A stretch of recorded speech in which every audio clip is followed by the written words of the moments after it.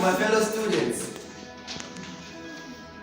acknowledge me, for I come to enlighten you, not to entertain you. Standing before you is none other than Prince Ishane Sumandinyenya from Pakame High School. I stand in front of you as I present my speech entitled The Lessons and the Rules to Success. First lesson, always go after the things that you want. Let me tell you a story.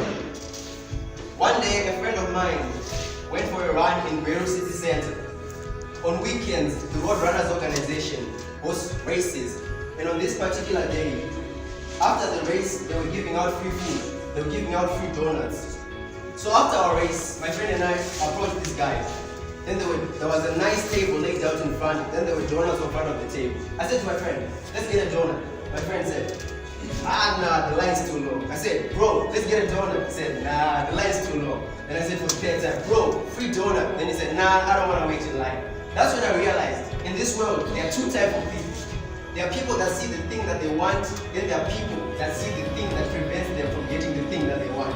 I could only see the donut, you could only see the line. So that's when I realized, in life, you can go whatever you want. You can break the rules, you can do whatever you want. The only obstacle is that you should not get in the way of someone else getting whatever they want. So I went to the line, I squeezed in between two people. I went to the table, I grabbed myself a donut, and no one got mad at me. Because the rule is you can go whatever you want, just as long as you don't get in the way. Someone gets whatever they want. That's rule number one. Now lesson number two. Nelson Mandela is a very interesting case study in the leadership world. He was actually the son of a tribal chief, and he was asked one day, how did you become such a great leader? Then he said, he would often go to tribal meetings with his father, and from those tribal meetings, he remembers two things. One, they would always sit in a circle. Two, his father was always the last one to speak. You have been told your whole life that you need to learn to listen, but I would say you need to learn to be the last to speak. Because the skill of being the last to speak does two things. One, it gives you a chance to make everyone feel that they've been heard, that they have contributed. Two, it gives you a chance to hear what everyone else has to say before you render your opinion. So, my advice is always be the last to speak, so that you can understand the first speakers, you can understand where they're coming from, you can understand their view, and you can understand why they have this view that they have. So always practice to be the last to speak, because that's what Nelson Mandela did. Now, I go for my third and last lesson. It's actually based on a true story. My favorite one of my lessons. There was a former minister. He was invited to a packed stadium to present a speech.